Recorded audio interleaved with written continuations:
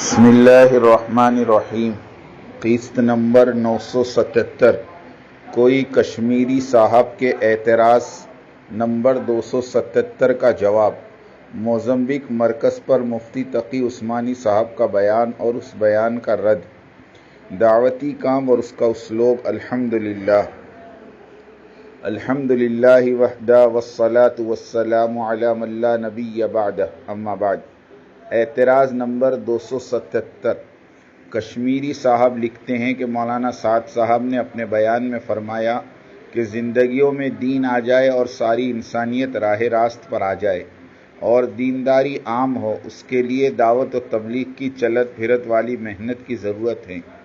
جو لوگ پڑھنے لکھنے کو اہمیت دیتے ہیں اور تبلیغ و دعوت میں سستی کرتے ہیں، انہیں جاننا چاہیے کہ دین دعوتی محنت سے پھیلا اور زندگیوں میں آیا۔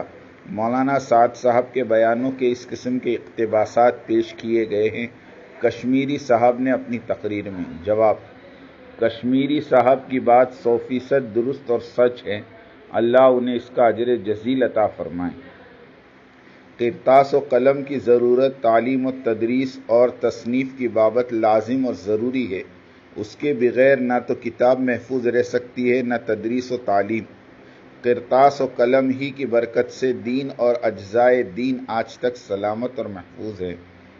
تبلیغ و دعوت، جہاں تک مولانا سعد صاحب کی تقریر اور بیان کا تعلق ہے، وہ تعلیم و تدریس کے لیے کم اور دعوت و تبلیغ کے لیے زیادہ ہوا کرتا ہے، اور تبلیغ کا کام قدمی کام ہے۔ چل پھر کر لوگوں کے گھروں پر، کھیتوں کھلیانوں پر، دفتروں دکانوں پر جا کر لوگوں کو توحید اور رسالت اور آخرت پر ایمان اور یقین کے بارے میں سمجھانا ہوتا ہے، اور یہ دعوت و تبلیغ کی ترتیب اور نہج تبلیغ والوں کا بنایا ہوا نہیں ہے، بلکہ یہ تو حضرات انبیاء علیہم الصلاۃ والسلام اور حضرات صحابہ رضوان اللہ علیہم اجمعین کا اسلوب دعوت ہے، جو یکسر پاک ہے قرطاس و قلم کی ریشہ دوانیوں سے۔ انبیاء اور صحابہ کی دعوت و تبلیغ میں نصاب قرطاس و قلم کا دور دور تک بھی شائبہ نہیں ملتا۔ حضور صلی اللہ علیہ وسلم کے وقت میں سوائے چند مخطوطات کے جو سلاطین مملکت کو لکھے گئے تھے اور کچھ نہیں ملتا۔ اکابرین کی تحقیقات۔ حضرت مولانا سید سلیمان ندوی رحمۃ اللہ علیہ فرماتے ہیں کہ تبلیغ اور دعوت کے سیرت میں نمایاں اصول میں ایک اہم اصول داعی کا مدعو کے پاس خود جا کر دعوت دینا ہے۔ سید صاحب مزید فرماتے ہیں کہ حضور صلی اللہ علیہ وسلم اس بات کا انتظار نہیں فرماتے تھے کہ لوگ آپ کی خدمت میں خود حاضر ہوں، بلکہ آپ صلی اللہ علیہ وسلم اور آپ کے داعی لوگوں تک خود پہنچتے تھے اور حق کی دعوت دیتے تھے، یہاں تک کہ کبھی کبھی لوگوں کے گھروں تک خود پہنچ جاتے تھے اور کلمہ حق کی دعوت دیتے تھے۔ حج کے زمانے میں قافلوں کے ٹھکانوں تک پہنچ جاتے تھے، طائف اور دیگر علاقوں اور یثرب تک بھی پہنچے۔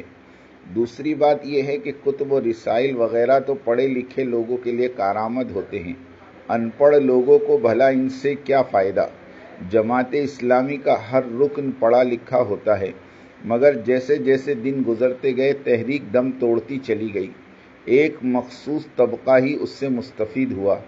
اسی طرح اور اداروں کا حال ہے، مگر تبلیغ اور دعوت نے قدمی محنت اور قربانیوں کی وجہ سے سارے عالم کو لپیٹ میں لے لیا، دن بدن ترقی ہی کرتی جا رہی ہے۔ اب تو الحمدللہ علماء کرام نے بھی دعوت و تبلیغ کی محنت کو اپنا مقصد زندگی بنایا ہوا ہے۔ گزشتہ 3-4 مہینے میں تقریباً 12,000 علماء کرام سال کی جماعتوں میں چل رہے ہیں، اور عوام کی تو لاکھوں جماعتیں خروج کرتی ہیں۔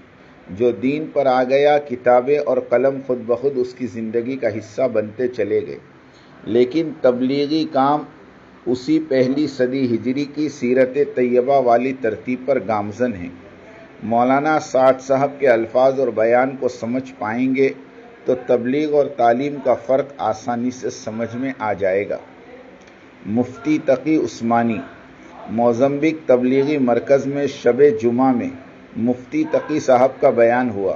ابتدا میں تبلیغی کام کو بہت سراہا گیا، بعد میں تبلیغ والوں کی کھال ادھیڑی گئی۔ یہ حضرت مفتی تقی عثمانی صاحب کا محبوب مشغلہ ہے۔ حضرت پر ہر تھوڑے دنوں کے بعد ایک حال طاری ہوتا ہے اور ساری بھڑاس نکال دیتے ہیں۔ آخر میں سیاسی جملہ یعنی تبلیغی کام بہت اچھا ہے مگر کام والے ٹھیک نہیں ہیں، بالکل اسلام دشمن لوگوں کی طرح کہ وہ بھی یہی لکھتے ہیں کہ اسلام بہترین مذہب ہے لیکن مسلمان بدترین قوم ہیں۔ تقریر میں کہا گیا کہ تبلیغ والے علماء کی عزت نہیں کرتے، دوسرے کے کام کو کام نہیں سمجھتے، خروج پر جہاد والی آیتیں پڑھتے ہیں، اور بھی بہت سے اعتراضات تھے، مگر اب ہم ان تینوں اعتراضات ہی کے جواب پر اکتفا کرتے ہیں۔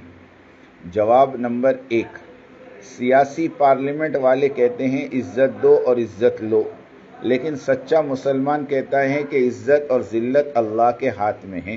وَتُعِزُّ مَن تَشَاءُ وَتُذِلُّ مَن تَشَاءُ بِيَدِكَ الْخَيْرُ سَيَجْعَلُ لَهُمُ الرَّحْمَنُ وُدًّا وَمَن يُهِنِ اللَّهَ فَمَا لَهُ مِن مُّكْرِمٍ إِنَّ اللَّهَ يَفْعَلُ مَا يَشَاءُ۔ عزتوں اور ذلتوں کے فیصلے آسمانوں پر ہوتے ہیں، ان کا نفاذ زمین پر۔ کاش مفتی صاحب عزتوں کی شکایت تبلیغ والوں کی بجائے اللہ رب العزت سے کرتے، اس لیے کہ قلوب پر حکومت ایک اکیلے اللہ کی چلتی ہے۔ ان قلوبنا ونواسینا وجوارحنا بیدک لم تملکنا منہا شیئا، یہ دعا رسول اللہ صلی اللہ علیہ وسلم کی ہے۔ دعوتی محنت کے مجاہدوں اور رگڑوں نے تبلیغ والوں کو اتنا تو سکھا دیا کہ دنیا والوں کے سکھوں اور دکھوں سے بے پرواہ ہو جا۔